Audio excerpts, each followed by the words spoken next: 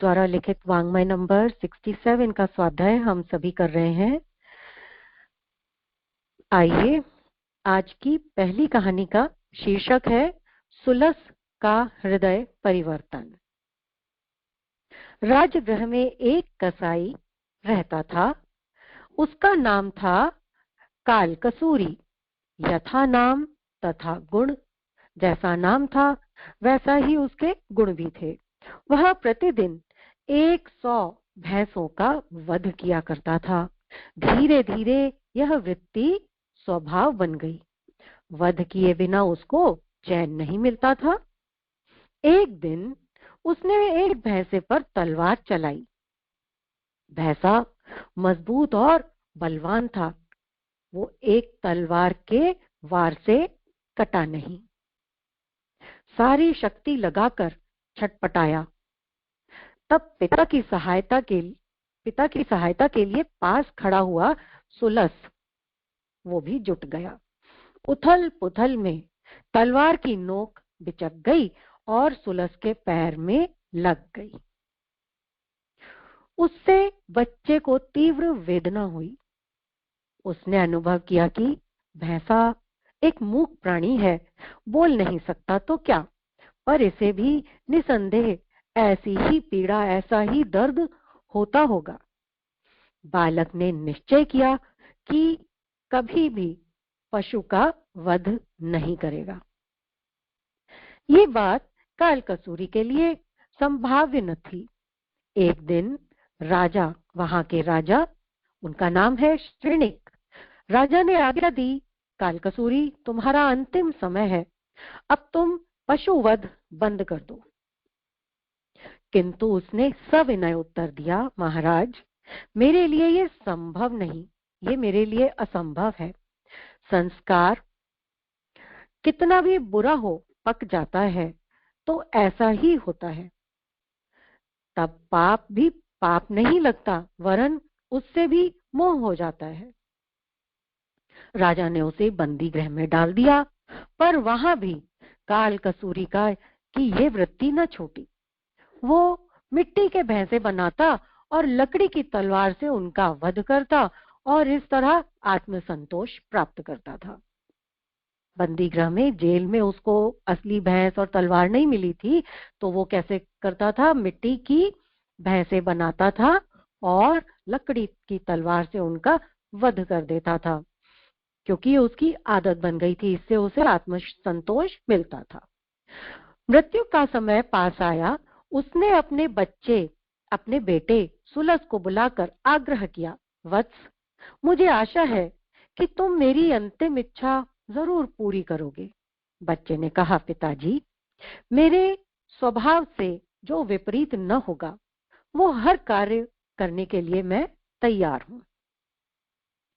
कसूरी ने प्रसन्न होकर के कहा, मैं जानता हूं तेरी इच्छा और रुचि का मुझे ध्यान है। ऐसा मैं कुछ नहीं कहूंगा जिससे तेरी भावनाएं दुखें। मेरी इच्छा है मेरे न रहने पर तुम घर के मुखिया बन जाओ।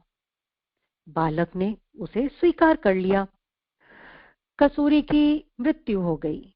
नियत दिन सुलस को मुखिया बनाने की रस्म अदा की गई। अंत में कुल देवी के सम्मुख भैंसा खड़ा कर सुलस को बुलाया और उसका वध करने को कहा गया। वह स्तब्ध खड़ा रहा, तलवार ऊपर उठ न सकी। बुजुर्गों ने कहा, बेटे, ये तो कुल की परंपरा है। जो मुखिया बनता है उसे देवी को प्रसन्न करने के लिए रक्तदान करना ही पड़ता है, ये आवश्यक है। सुलस बोला, अच्छा ये बात है, पिताजी की इच्छा अपूर्ण न रहे। ये कहकर उसने तलवार चलाई और कहां पे चलाई? उसने तलवार चलाई और अपना पांव काट दिया। परिजनों ने कहा, सुलस, तुमने ये क्या किया? सब चीख चिल्ला रहे थे। उस दिन से उस परिवार की हिंसा सदैव के लिए छूट गई। उसने अपना पैर क्यों काटा था? क्योंकि उनके यहाँ पर ये परंपरा थी कि कुल देवी को रक्त दान किया जाता है, रक्तदान दिया जाता है।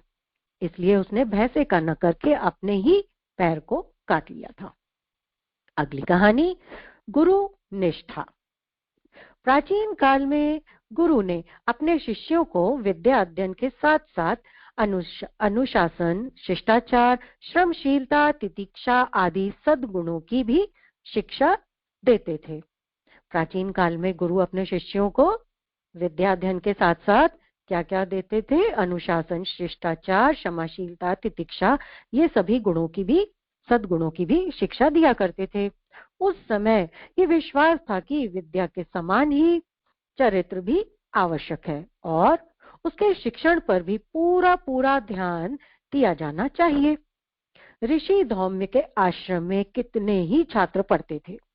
वे उन्हें पूरी तत्परता से पढ़ाते और साथ में सद्गुणों की वृद्धि हुई या नहीं इसकी परीक्षा भी लेते रहते थे। एक दिन मूसलाधार बारिश हो रही थी। गुरु ने अपने छात्र आरुणि से कहा, बेटा, खेत में मेड़ टूट जाने से पानी निकला जा रहा है, तो तुम जाकर वहां पर मेड़ बांधाओ। छात्र तत्काल उठ खड़ा हुआ और खेत की ओर चल दिया। पानी का बहाव तेज था, इसलिए छात्र ने बहाव को रोकने का एक उपाय सोचा और उस स्थान पर वो स्वयं ही लेट गया। उसने बहुत कोशिश की कि पानी को रोक सकूं, लेकिन जब पानी नहीं रुका तो उसने क्या किया? उसने वहां पर उसी स्थान पर लेट जाना उचित समझा। इस प्रकार पानी को रोके रहने में सफलता मिल गई। बहुत रात बीत जाने के बाद भी जब छात्र नहीं लौटा तो धौम्य ऋषि को चिंता हुई और वो खेत पर उसको ढूंढने के लिए जा पहुंचे। देखा तो छात्र पानी को रोके मेड़ के पास पड़ा हुआ है। देखते ही गुरु की छाती भर आई। उन्होंने उठाकर शिष्य को गले से लगा लिया। इसी प्रकार धौम्य ने अपने एक दूसरे शिष्य उपमन्यु को गायें चराते हुए अध्ययन करते रहने की आज्ञा दी थी। कुछ प्रबंध नहीं किया था और वो ये देखना चाहते थे कि वो किस प्रकार अपना काम चलाता है। ये उसकी परीक्षा ली जा रही है। छात्र भिक्षा मांगकर भोजन करने लगा। वो भी न मिलने पर गायों का दूध धोकर अपना काम चलाने लग गया। धौम्य ने कहा, बेटा उपमन्यु, छात्र के लिए उचित है कि आश्रम के नियमों का पालन करे और गुरु की आज्ञा के बिना कोई कार्य नहीं करे। छात्र ने अपनी भूल को स्वीकार किया और कहा, भविष्य में भूखा रहना तो बात क्या है, प्राण जाने का अवसर आने पर भी आश्रम की व्यवस्था का मैं पालन करूंगा। भूखा रहने पे प्राण चला जाए तो क्या, लेकिन आश्रम की व्यवस्था का मैं पूरा पूरा पालन करूंगा। उस दिन से कई दिनों तक निराहार होकर वो बहुत दुर्बल हो गया। अपनी इस निष्ठा की उसने परीक्षा भी दी। छात्र संतुष्ट थे कि उन्हें सद्गुण सिखाने के लिए कष्ट साध्य कार्यों के द्वारा प्रशिक्षित किया जाता है। सच्ची विद्या अक्षर ज्ञान में नहीं, सद्गुणों के परिपक्व श्रेष्ठ व्यक्ति में ही सन्निहित है। अगली कहानी का शीर्षक है द के 3 अर्थ। हिंदी वर्णमाला का अक्षर द, उसके 3 अर्थ। आइए इस कहानी के माध्यम से जानते हैं। देव, दानव और मनुष्यों की श्रेणी में बैठे हुए मानव प्राणी परस्पर लड़ते झगड़ते और धरती को खून से लाल करते रहते। दुखी होकर धरती माता प्रजापति के पास पहुंची और अपना दुख उनको कह सुनाया। पुत्रों का रक्त बहते देख माता का दुखी होना स्वाभाविक भी था। ब्रह्मा जी ने तीनों बच्चों को बुलाया और कहा, तीनों बच्चे कौन? देव, दानव और मनुष्य। तो ब्रह्मा जी ने उन तीनों बच्चों को बुलाया और कहा, इस प्रकार लड़ते झगड़ते रहने से तुम संसार को नरक बना दोगे और स्वयं भी नष्ट हो जाओगे। अपराधी की तरह तीनों बालक सिर झुकाकर खड़े थे। उन्होंने पूछा, पितामह, कोई ऐसी शिक्षा दीजिए जिस पर चलते हुए हम कलह से बचें और शांति तथा सुविधा प्राप्त कर सके। ब्रह्मा जी गंभीर हो गए और उन्होंने पूरे मनोयोग से शांति की शिक्षा का एक बीज मंत्र बोला। वो बीज मंत्र क्या था? बीज मंत्र था द द द। तीनों लड़के गंभीरता पूर्वक उसका अर्थ समझने और व्याख्या करने में लग गए। बीज मंत्र द द द का अर्थ समझने में और उसकी व्याख्या करने में लग गए। आगे क्या हुआ? सोच विचार बहुत देर तक होता रहा तो स्तब्धता को भंग करते हुए प्रजापति ने अपने बच्चों से पूछा, हमारी सूत्र शिक्षा का क्या अर्थ समझे? देवताओं ने कहा, द का अर्थ दान। जिसके पास सुख साधन मौजूद है उन्हें उसका उपभोग अपने ही लिए नहीं करना चाहिए, वरन दूसरे अभावग्रस्तों को अपनी कमाई देकर आंतरिक आनंद प्राप्त करना चाहिए। देवताओं ने उत्तर दिया। अब किसकी बारी आई? अब आई मनुष्यों की बारी। प्रजापति के प्रश्न का उत्तर देते हुए उन्होंने कहा, द का अर्थ है द अर्थात दमन। अंतःकरण में वासना और तृष्णा के जो तूफान उठते रहते हैं उन्हें दमन करना, शत्रुओं को परास्त करना, पौरुष और प्रयत्न में संलग्न रहना, आलस्य को दबाना, यही मैंने समझा है मनुष्य का कल्याण इसी में दिखाई देता है। अब आई तीसरे नंबर पर असुरों की बारी। असुर ने अपनी अभिव्यक्ति बताते हुए कहा, द का अर्थ है दया। दुष्टता निर्दयी ही कर सकता है, जिसे दूसरों के कष्ट अपने कष्टों के समान चुभेंगे वह किसी को सताने की असुरता से बचेगा, वो किसी को नहीं सताएगा। ब्रह्मा जी ने स्वीकृति से सिर हिलाया और कहा, ये मेरी शिक्षा का सारांश है, यही तो मेरी शिक्षा का सारांश है जो तुमने समझा है। अपने दोषों को ढूंढने, समझने और उन्हें सुधारने का प्रयत्न करते रहने पर ही तुम शांतिपूर्वक जीवन यापन कर सकोगे। कैसे? अपने दोषों को ढूंढते, समझने और उन्हें सुधारने का प्रयत्न करते रहने पर ही तो शांतिपूर्वक जीवन यापन कर सकोगे। इस धर्म शिक्षा का सारांश जानते तो सब हैं, पर खेद है कि मानने वाले कोई विरले ही निकलते हैं। ब्रह्मा जी की शांति शिक्षा आज भी सबके सामने प्रस्तुत है।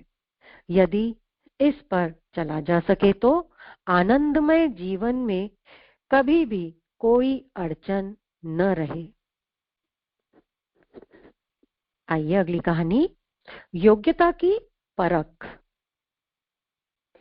युवक अंकमाल भगवान बुद्ध के सामने उपस्थित हुआ और बोला, भगवान, मेरी इच्छा है कि मैं संसार की कुछ सेवा करूं। आप मुझे जहां भी भेजना चाहें भेज दें ताकि मैं लोगों को धर्म का रास्ता दिखा सकूं। भगवान बुद्ध हंसे और बोले, बेटा, संसार को कुछ देने के पहले अपने पास कुछ होना भी तो आवश्यक है। हमारे पास अगर कुछ है ही नहीं तो हम देंगे क्या? जाओ, पहले अपनी योग्यता को बढ़ाओ, फिर संसार का भी सेवा करना। संसार की सेवा भी तभी करना। अंकमाल वहां से चल पड़ा और कलाओं के अभ्यास में जुट गया।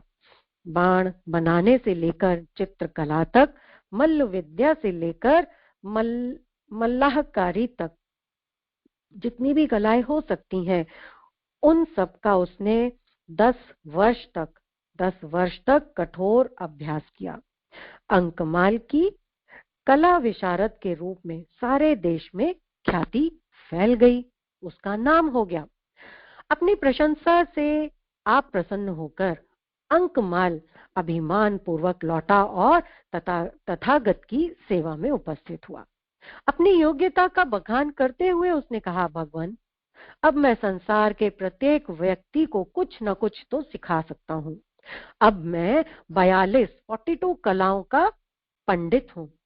भगवान बुद्ध मुस्कुराए और बोले, अभी तो तुम कलाएं सीख कर आए हो, परीक्षा तो दो, तब उन पर अभिमान करना। परीक्षा में खरे तो उतर जाओ।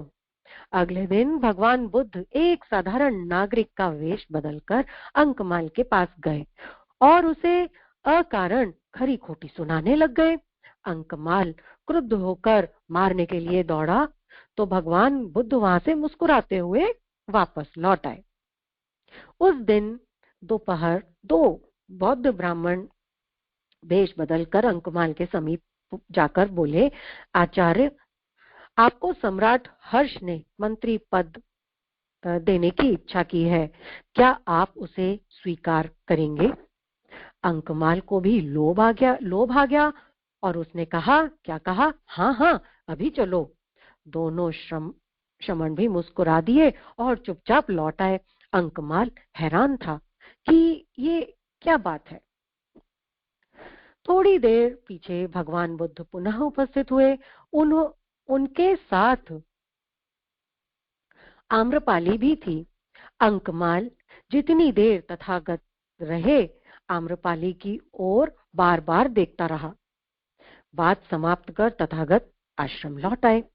सायंकाल अंकमाल को बुद्ध देव ने पुनः बुलाया और पूछा, वत्स, क्या तुमने क्रोध, काम और लोभ पर विजय की विद्या सीखी है? अंकमाल को दिन भर की सब घटनाएं याद आ गईं। उसने लज्जा से अपना सिर झुका लिया और उस दिन से आत्मविजय की साधना में संलग्न हो गया। अगली कहानी, बहुमत का सत्य। एक साधु वर्तमान शासन तंत्र की आलोचना कर रहे थे। तब एक तार्किक ने उनसे पूछा, क्या पूछा? देखिए, कल तो आप संगठन शक्ति की महत्ता बता रहे थे, आज शासन की बुराई। शासन भी तो एक संगठन ही है। इस पर महात्मा जी ने एक कहानी सुनाई। कहानी थी, एक वृक्ष पर उल्लू बैठा था।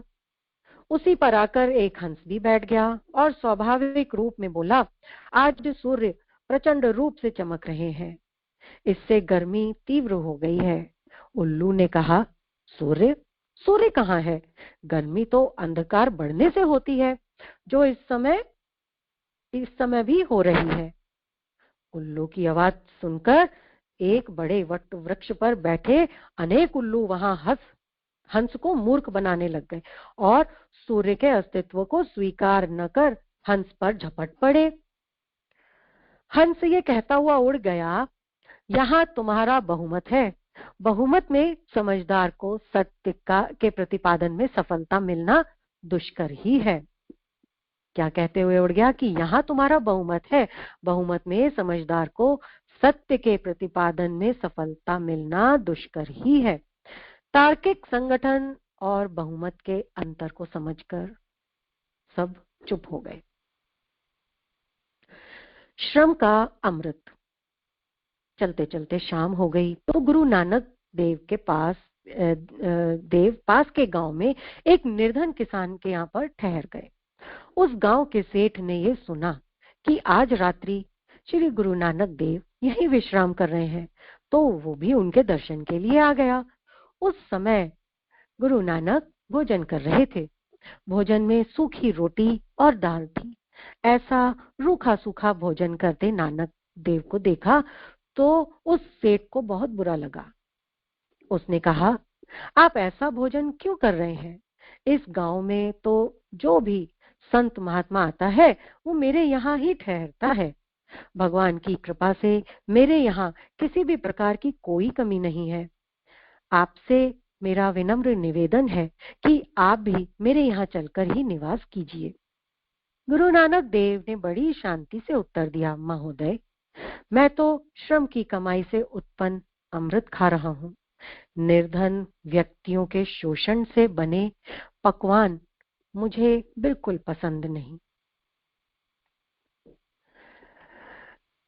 आइए अगली कहानी की ओर बढ़ते हैं। माटी खुदी करें दी यार। अरब देश की छोटी सी रियासत गुलबंद वहां के बादशाह के कारनामों की वजह से बहुत मशहूर थी। बादशाह की आदतें भी बड़ी अजीबोगरीब थीं। अपने शयन कक्ष के पलंग में ताजे सुगंधित पुष्प बिछवाकर सोना उनका प्रिय शौक था। उनका शौक क्या था कि अपने शयन कक्ष में वो अपने शयन कक्ष में ताजे सुगंधित फूल बिछवाते थे और फिर सोते थे। ये कार्य फातिमा नाम की एक दासी करती थी। एक शाम फातिमा बादशाह के पलंग को सजा रही थी। तभी उसके दिमाग में एक विचार आया कि इस पलंग पर सोने का कैसा आनंद आता है।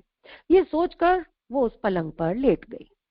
दिन भर के परिश्रम से थकी होने के कारण फातिमा को पलंग पर लेटते ही निद्रा ने घेर लिया।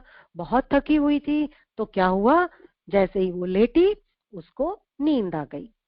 वो काफी देर तक गहरी नींद में सोती रही। अकस्मात बादशाह ने शयन कक्ष में प्रवेश किया तो दासी फातिमा को पुष्पों से सज्जित अपने पलंग पर खर्राटे भरते हुए देखा। अदनासी दासी की ये जुर्रत कि बादशाह की शान में गुस्ताखी करे। वो आग बबूला हो गया और हंटर उठाकर फातिमा पर कोड़े बरसाने लगा। दासी कोड़ों की मार से क्षमा याचना करती हुई रुदन करने लगी, लेकिन बादशाह रुकने का नाम ही नहीं ले रहा था। वो गिड़गिड़ाते हुए लगातार प्राणों की भीख मांग रही थी, लेकिन उसकी निष्ठुरता राई रत्ती भी नहीं पिघली। पर आश्चर्य, कोड़ों की मार खाती हुई दासी ने थोड़ी देर में रोना छोड़कर हंसना शुरू कर दिया। बादशाह जो जो कोड़े मारता, दासी खिलखिलाकर हंसने लग जाती। दासी की इस अचानक हंसने पर दासी के इस अचानक हंसने पर बादशाह बड़ा आश्चर्यचकित हो गया। उसने कोड़े मारना छोड़ा और पूछा, दासी, अभी तो तू कोड़ों की मार से चीख चिल्ला रही थी और अब ठठाकर हंस रही है। इसकी क्या वजह हो सकती है? दासी फातिमा ने कहा, हुजूर, जब मैं आपके पलंग को फूलों से सजा रही थी, तो मेरे दिल में इस पलंग पर कुछ देर लेटकर आनंद अनुभव करने का विचार आया। मैं आपके फूलों से सजे पलंग पर लेट गई, तो मुझे मालूम नहीं कब नींद की गिरफ्त में आ गई। मुझे कब नींद आ गई। कोड़े की मार से हड़बड़ाकर मेरी नींद खुली। आप कोड़े बरसाते रहे, मैं चीख चीख कर विलाप करती रही, रोती रही। फिर अचानक मेरे मन में एक विचार आया, अरे बावरी, तू तो इस पलंग पर थोड़ी ही देर लेटी है, इसके परिणाम में तुझे अनगिनत कोड़े पड़ रहे हैं, परंतु जो बादशाह सारी जिंदगी इस पलंग पर सोता रहा, उसका उसका खुदा क्या हाल करेगा? भगवान उसका क्या हाल करेगा? उसको तो कायनात तक अनगिनत कोड़ों की सजा भुगतनी पड़ेगी। बस हुजूर, इसी ख्याल से मैं जोर जोर से हंसी जा रही हूँ। फातिमा के इस कथन से बादशाह चौंक गया। वह निष्ठुर और सन की भले ही था, लेकिन न्याय प्रिय भी था। दासी की बातों में उसे सच्चाई नजर आई। विलासिता के साजो सामान, ऐशो आराम के पीछे छुपी हुई ईश्वरीय दंड व्यवस्था की झलक उसको मिल चुकी थी। निसंदेह वैभव विलास तो हजारों लाखों गरीबों को सताकर ही तो इकट्ठा किया जाता है। इसके दंड का भागीदार कौन होगा? उसने ठंडे दिमाग से सोचा कि दासी सच बात कह रही है।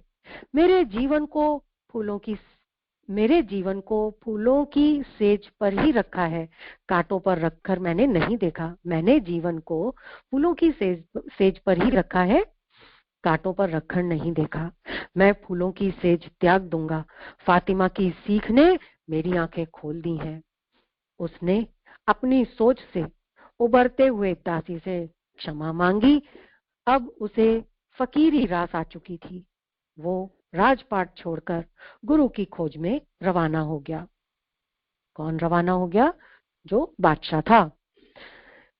इस खोज में उसके पांव हिंद की ओर मुड़े। लाहौर के पास एक घने वन में उसे एक कुटिया नजर आई। उसे तीव्र प्यास लग रही थी। पानी पीने की आशा से वह उस कुटिया पर पहुंच गया। वहां एक फकीर ध्यानमग्न बैठे थे। बादशाह ने उनसे पानी पिलाने की विनती की।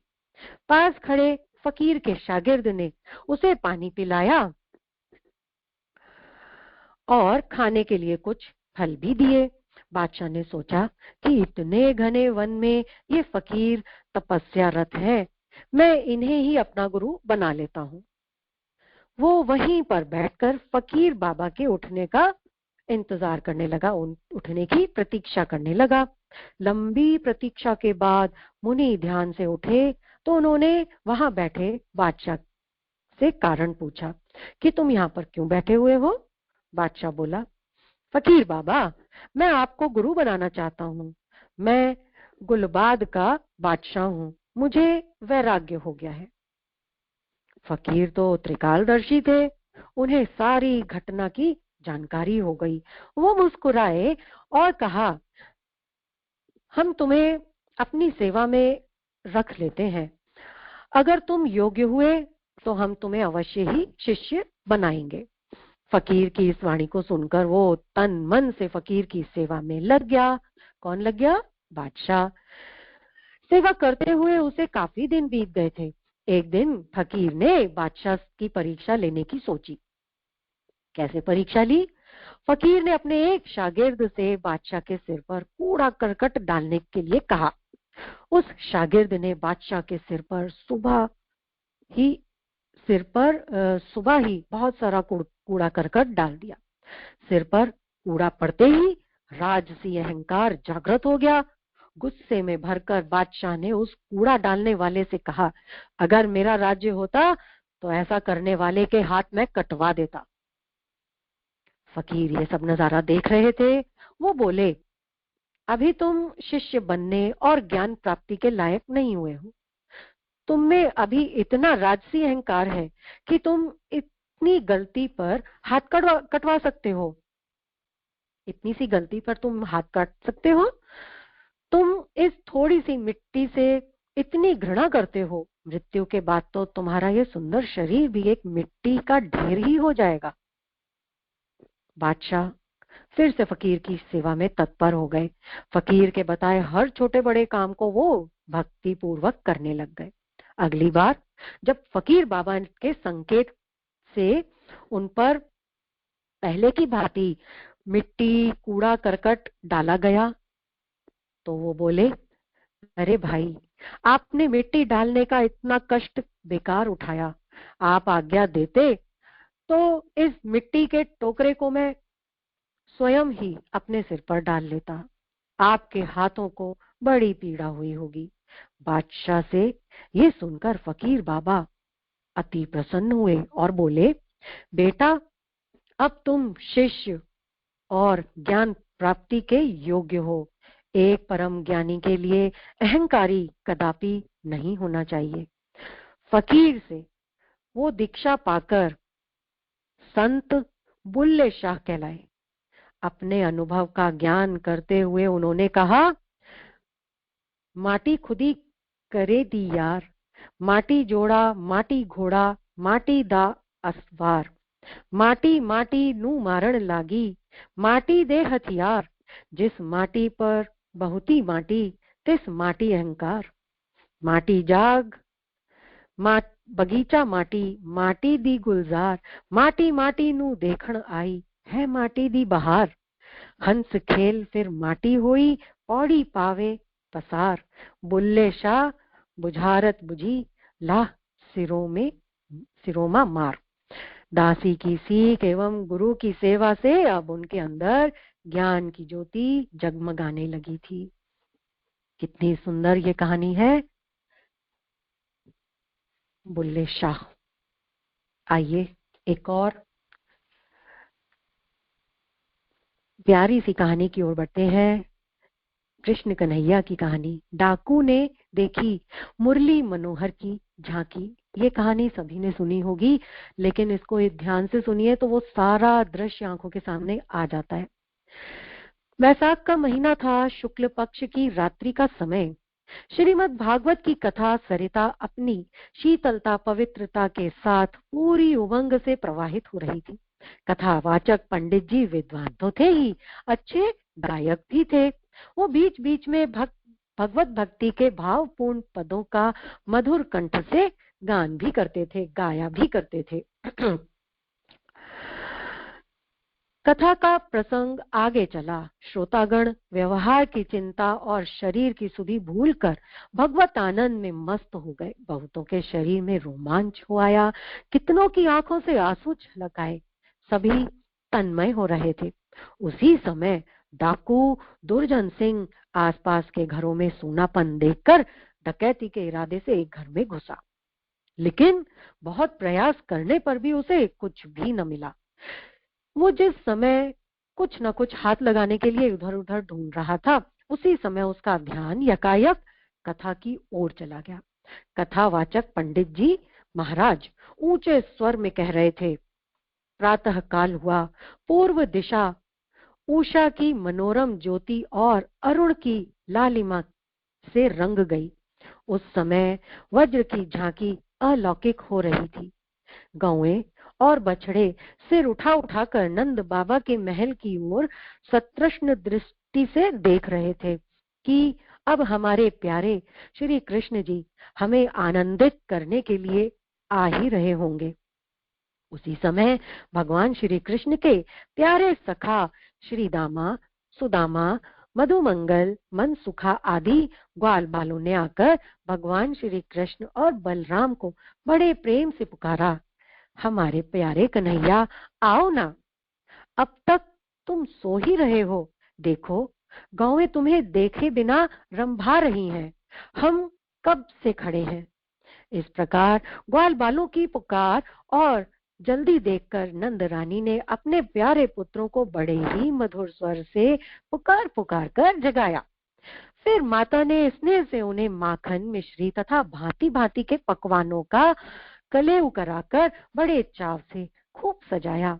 लाखों करोड़ों रुपए के गहने, हीरे जवाहरात और मोतियों से जड़े स्वर्ण अलंकार अपने बच्चों को पहनाए। मुकुट में, बाजूबंद में, हार में जो मणियां जगमगा रही थीं, उनके प्रकाश के सामने प्रातः काल का उजाला भी फीका पड़ रहा था। इस प्रकार भांति भांति सजाकर यशोदा मैया ने अपने लाडले पुत्रों के सिर सूंघे और फिर बड़े प्रेम से गौ चराने के लिए उन्हें विदा कर दिया।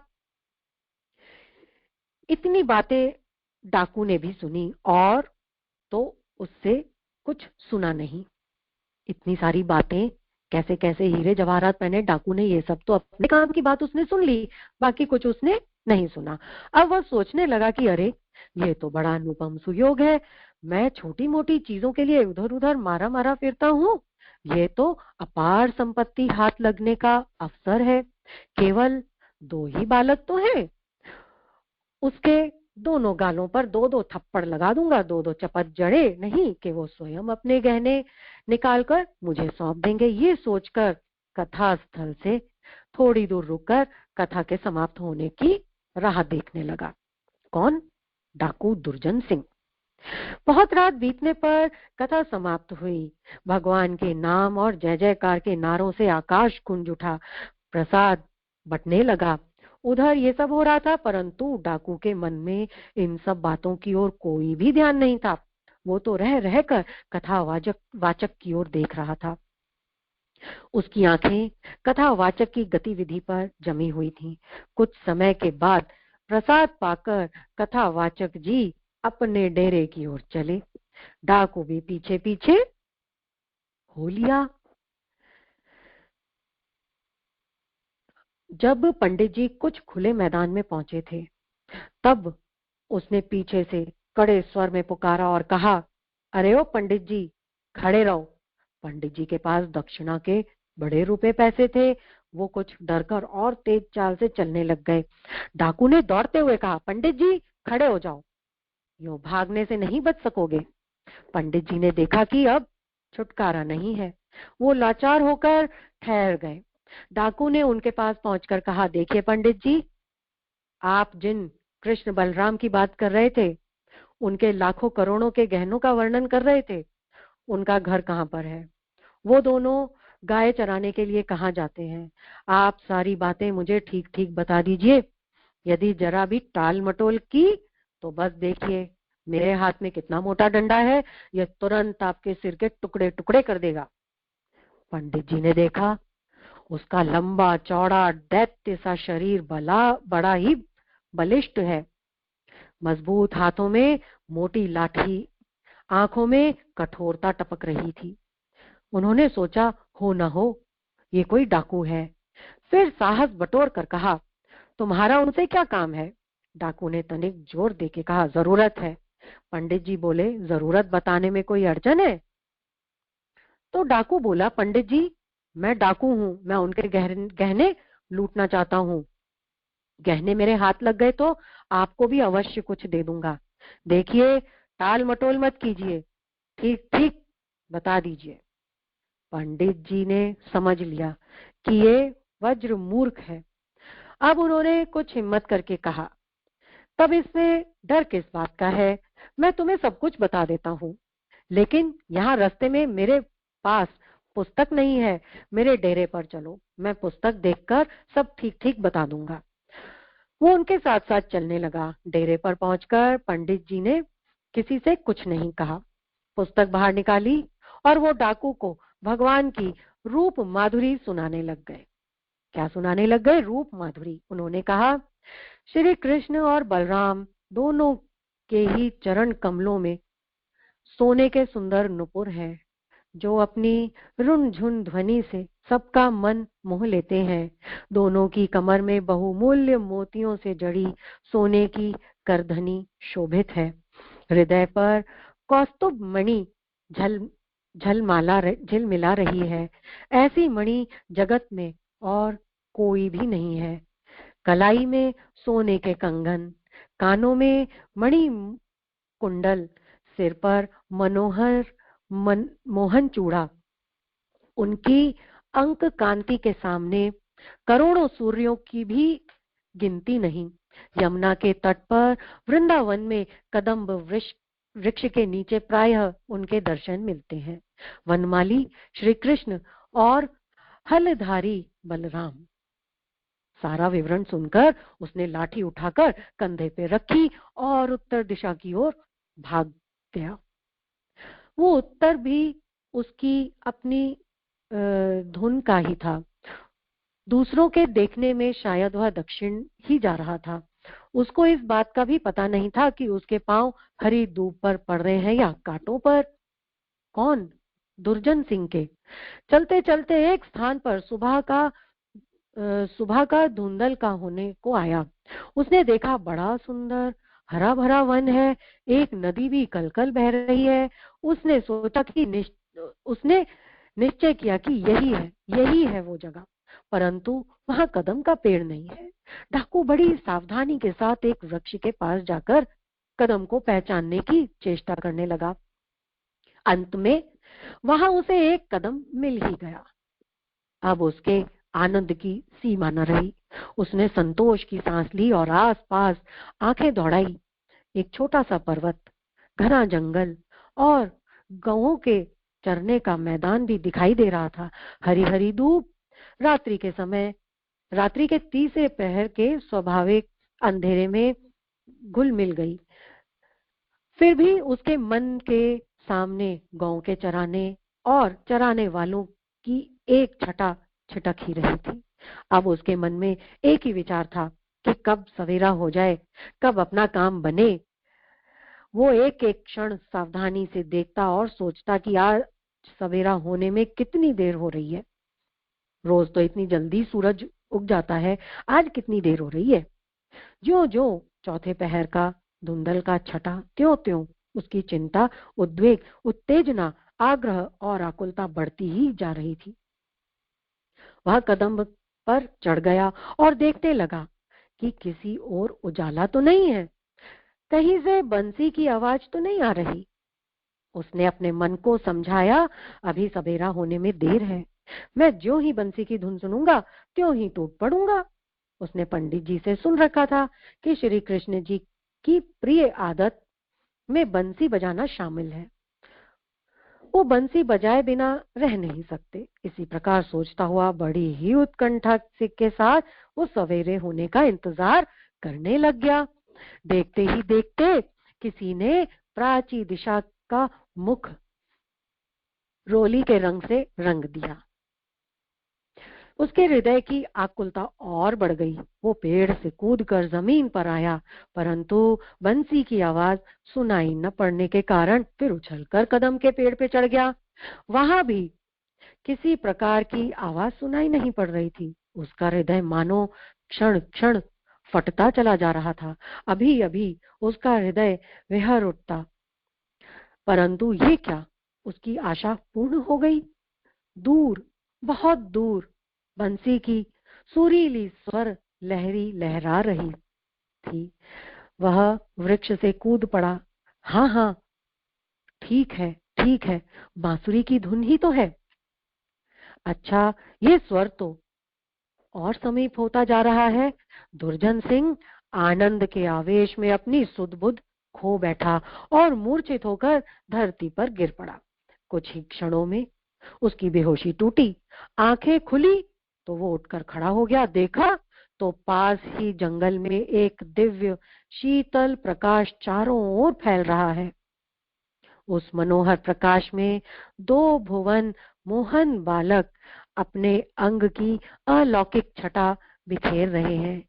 गौएं और ग्वाल बाल उनके आगे आगे कुछ दूर चले गए हैं। भगवान श्री कृष्ण और बलराम के पास पहुंचकर उनका स्वरूप देखते ही दुर्जन सिंह की चेतना लुप्त हो गई। पैर लड़खड़ाए और वो वहीं पर गिर पड़ा। फिर उठा, कुछ देर तक टकटकी लगाए देखता रहा। आंखें आंसुओं से भर आईं। फिर न मालूम क्या सोचा, हाथ में लाठी लेकर उनके सामने गया और बोला, खड़े हो जाओ, सारे गहने निकाल कर मुझे अभी के अभी दे दो। सम्मोहक मुस्कान के साथ श्री कृष्ण जी बोले, हम तो अपने गहने तुम्हें हम अपने गहने तुम्हें क्यों दे? दोगे कैसे नहीं? देखते नहीं मेरी इस लाठी की ओर? चाह कर भी दुर्जन सिंह अपनी आवाज में कठोरता नहीं ला पा रहा था। लाठी से क्या होगा? प्रभु श्री कृष्ण ने हंसते हुए कहा, अच्छा, क्या होगा? गहना न देने पर तुम्हारा सिर तोड़ डालूंगा, और क्या होगा? दुर्जन सिंह के शब्दों में उसकी बेबसी साफ साफ झलक रही थी। कुछ भी करो, लेकिन हम लोग अपने गहने तुमको नहीं देंगे।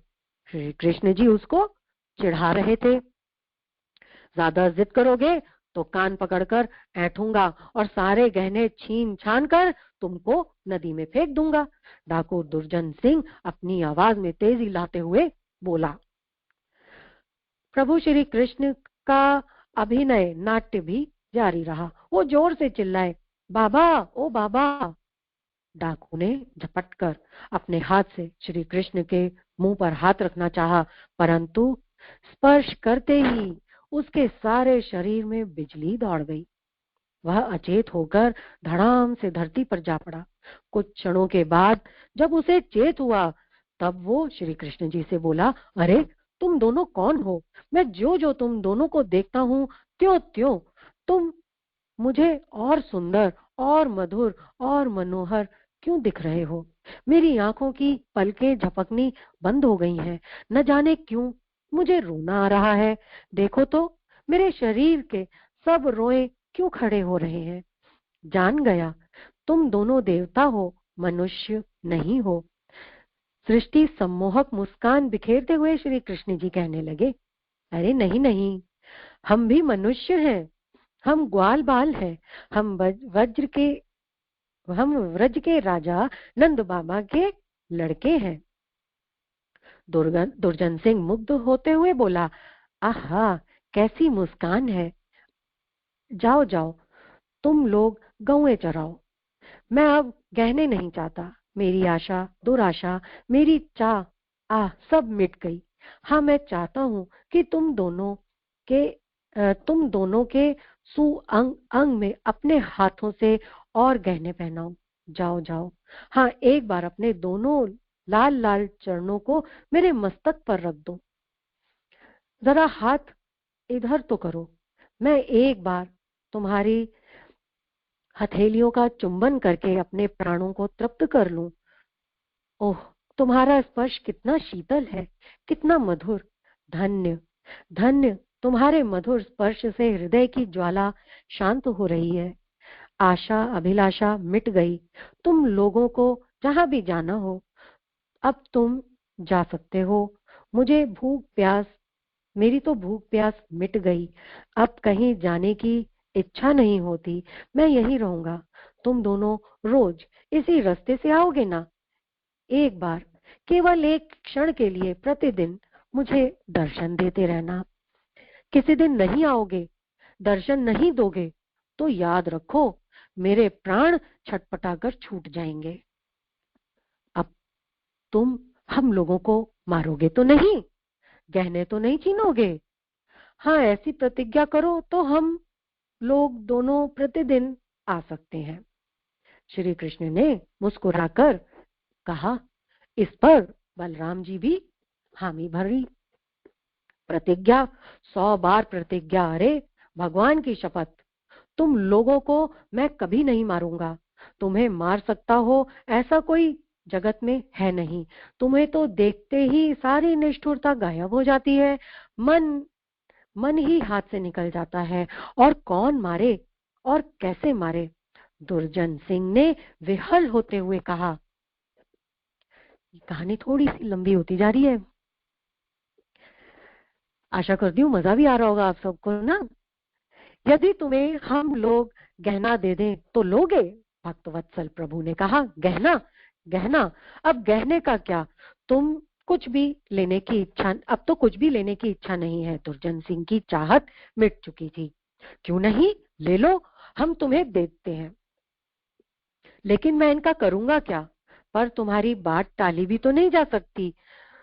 तुम जो भी आज्ञा दोगे मैं करूंगा। दुर्जन सिंह में समर्पण के स्वर जाग उठे। तब ठीक है, तुम इन्हें ले जाओ, श्री कृष्ण जी ने कहा।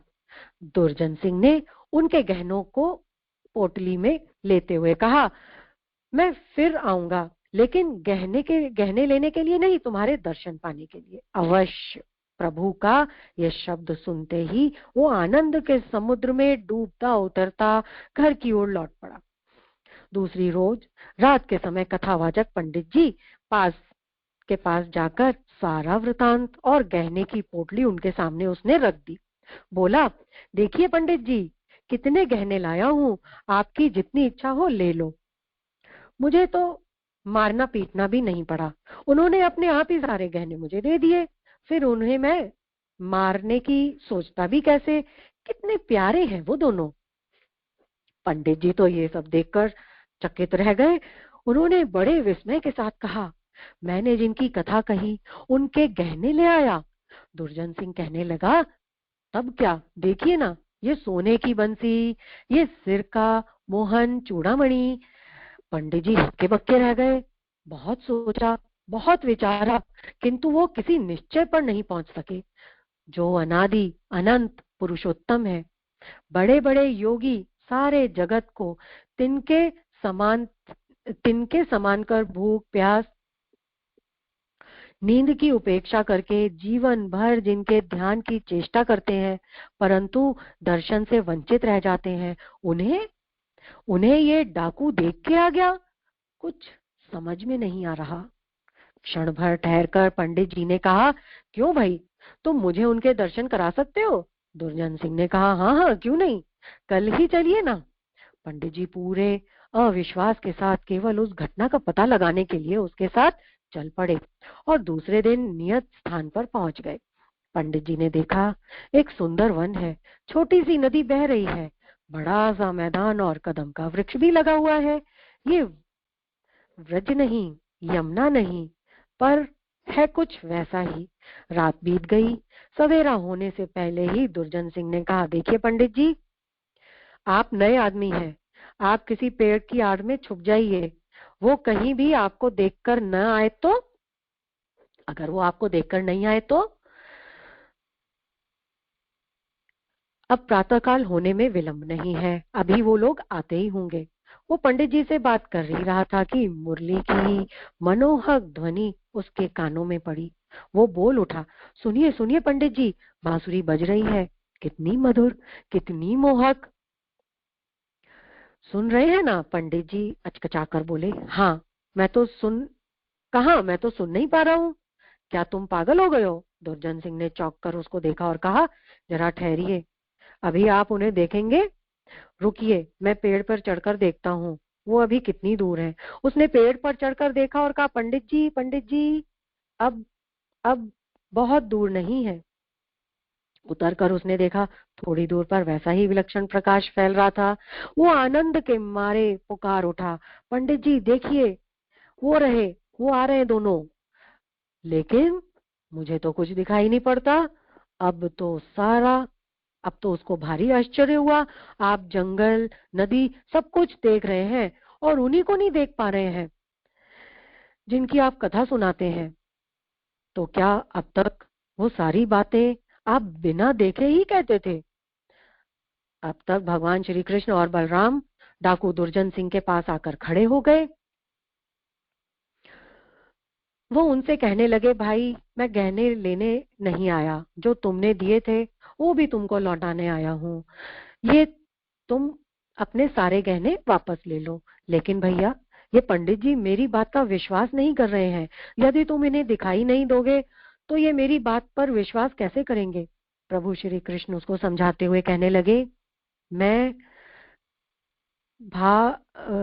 भावगम्य हूँ। सरल हृदय निष्कपट विश्वास ही मुझे देखने की शर्त है। सरल हृदय निष्कपट विश्वास ही मुझे देखने की शर्त है। तुम परिस्थितियोंवश डाकू बने हो, परंतु तुम्हारा अंतर्मन निश्चल है। जबकि पंडित जी नियमित मेरी कथा करते हैं, परंतु उनके ध्यान में मैं नहीं, अधिक से अधिक धन कमाना और सम्मान पाना रहता है। वो मुझे नहीं, धनी मनी लोगों को रिझाने की कोशिश करते हैं। विश्वास नहीं हो रहा हो तो उनसे पूछ करके देखो। दुर्जन सिंह ने पंडित जी से सारी बातें पूछी, जिससे उन्होंने रोते हुए सत्य को स्वीकार कर लिया। उन्हें आज मालूम हो रहा था कि ईश्वर दर्शन की पात्रता चतुर बुद्धि नहीं, सरल हृदय है। उन्होंने पश्चाताप के स्वरों में कहा, भाई तुम किसी तरह भगवान की एक झांकी हमें भी करा दो। दुर्जन सिंह ने भगवान से निवेदन करने पर उन्होंने हंस करके कहा, अच्छी बात है, तुम मुझे पंडित जी को एक साथ स्पर्श करो। उसे ऐसा करते ही मानो पंडित जी के कर्मों का प्रायश्चित हो गया। उन्होंने मुरली मनोहर की दिव्य झलक प्राप्त कर ली।